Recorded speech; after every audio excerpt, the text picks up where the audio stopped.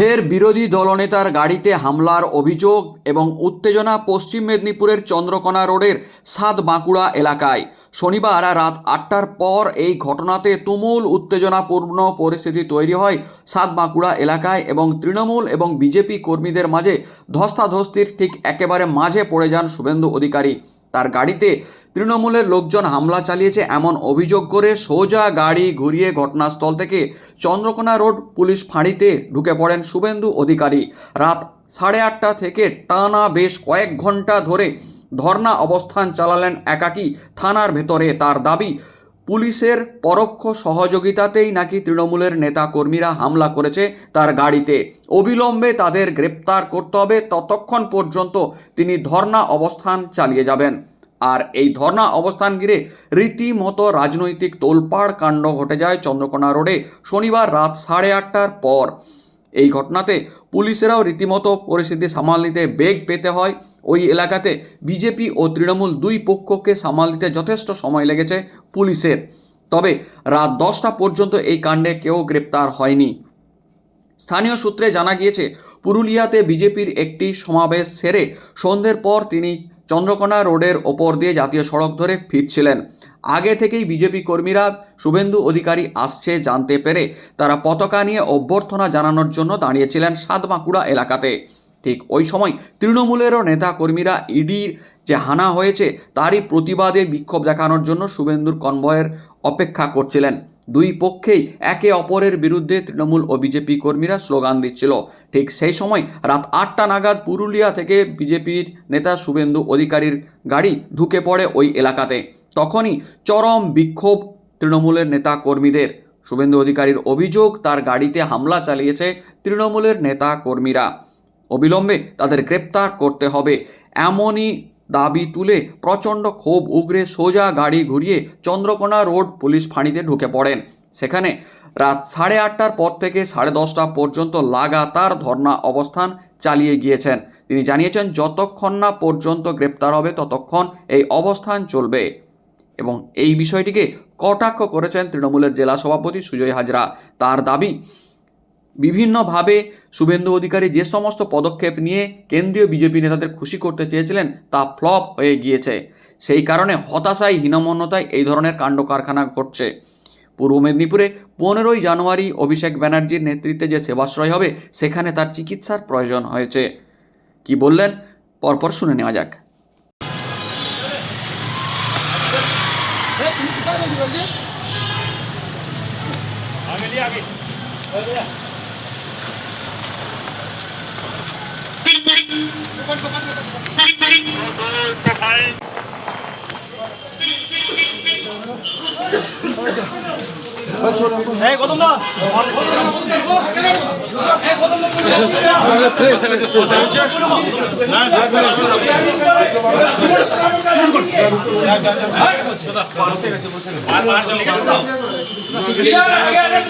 আধ ঘন্টা আগে থেকে ওখানে হচ্ছে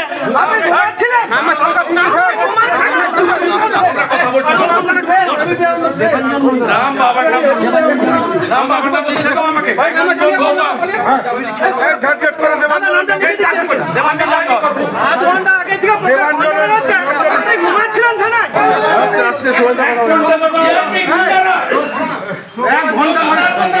আমাকে দেন একটু, শুনো, একটু আমাকে দাও। চাকরির কোনো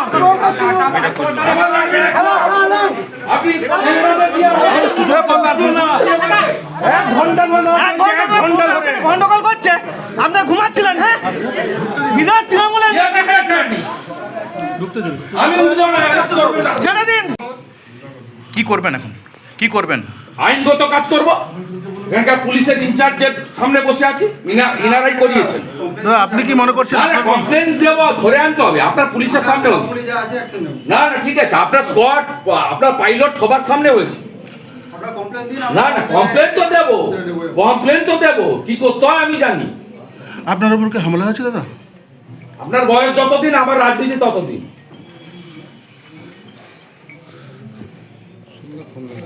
দাদা, এটা কেন হলো মনে হচ্ছে? কেন হলো মনে হচ্ছে আপনার? এটা কেন হলো? যাওয়ার আগে আতঙ্কিত পুলিশ করিয়েছে। আপনি কি অবস্থানে বসবেন এখন? বসে আছি তো, গাড়িটা নিয়ে পালিয়ে যাবো নাকি? মেদিনীপুরের প্রত্যেকটা লোক মনে করে শুভেন্দু অধিকারী তার ভাই সন্তান, দলমত নির্বিশেষে, সাহস কারোর হয় না,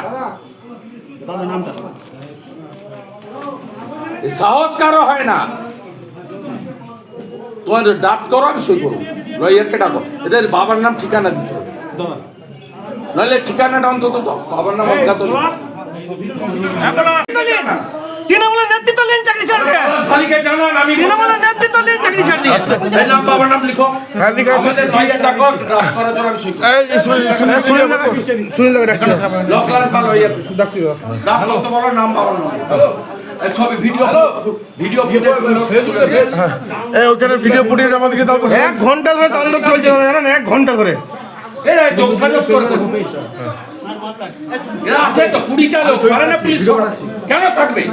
রাত্রি 8:30টার সময় 1 ঘন্টা ধরে চলছে, পুলিশের কোনো রেসপন্স নাই। পুলিশই বলেছে সব করতে। পুলিশ বলেছে ভালো ধরে 1 ঘন্টা ধরে চলছে, রেসপন্স নেই।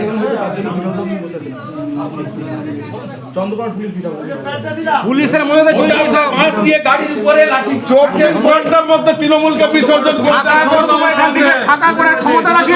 জয় তোমরা কথা বলবে না, আমার সঙ্গে চাই বুঝে তোমরা আমাকে শুধু হেল্প করো, ছবি দেখে দেখে নাম বাবার নাম ঠিকানা দিয়ে দাও, আর একটা লয়ারকে বড় ড্রাফট করতে আমি শুনি। আমি বলছি আমি যাবো, এখনই দিচ্ছি দাদা, শুনলেন ফোন দাও, এখনই দিচ্ছি।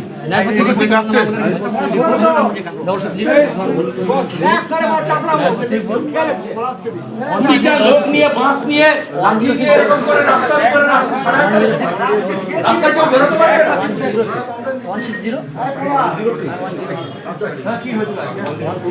আরে ভাই পুরুলিয়া থেকে ফিরছি, নর্মালি ফিরছি, আমি মেদিনীপুর যাচ্ছি।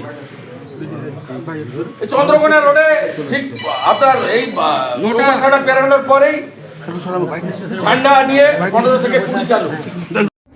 না না, এই তো সবাই করছে, এরা পশ্চিমবঙ্গে কাউকে রাখবে না, কারণ ভোট করলে হারবে জানে তো।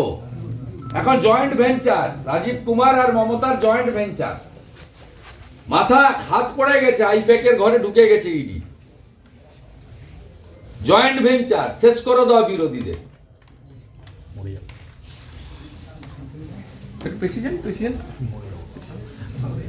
আমাকে প্রশ্ন না করে রাজ্যের রাজ্যপালকে প্রশ্ন করুন, রাজ্যের অ্যাক্টিং চিফ জাস্টিসকে প্রশ্ন করুন। এখানে কনস্টিটিউশন, ডেমোক্রেসি সব নষ্ট হয়ে গেছে, সবাই জানে। এটা নিয়ে ছাড়া হবে না।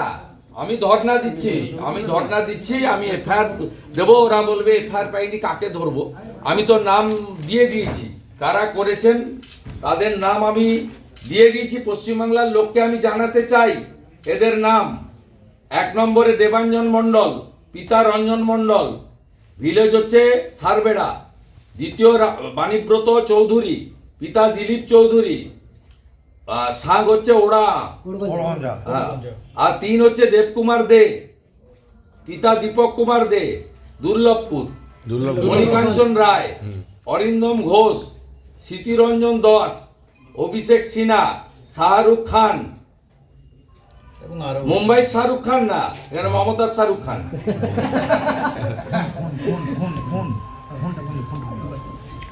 আমার 3টি কোর্টের অর্ডার আছে, WPA 10597/21, WPA 4191/21 এবং অর্ডার ডেটেড 16/8/2021। এই অর্ডারে এই পশ্চিমবঙ্গ পুলিশ, যার আসল নাম এখন হয়ে গেছে মমতা পুলিশ, এরা লিখিতভাবে কোর্টে দিয়েছিল এজির মাধ্যমে যে রাস্তাঘাটে সম্পূর্ণ নিরাপত্তার দায়িত্ব ওরা নেবে, আর ওরা দাঁড়িয়ে থেকে এখানে প্রাণঘাতী হামলা করলো।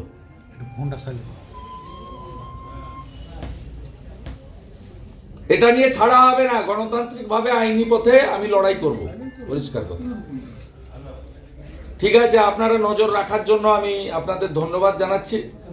আপনারাও রিপাবলিকও লড়ুন, বাংলার মানুষ আছে আপনাদের সাথে। আমরা পালানোর লোক নই, আমার বাড়ির লোক ব্রিটিশের জেলে ছিল, বিপিন অধিকারী। আমি যে জেলায় জন্মেছি, ক্ষুদিরামের জেলা, মাতঙ্গিনীর জেলা, পালিয়ে যাওয়ার কোনো সিনই নেই। আমি এই অরুণ গোপকে আর পলাশ ঢালিকে আমি এদেরকে যতক্ষণ না গ্রেপ্তার হচ্ছে আমি এদেরকে ছাড়বো না, আমি পরিষ্কার কথা বললাম।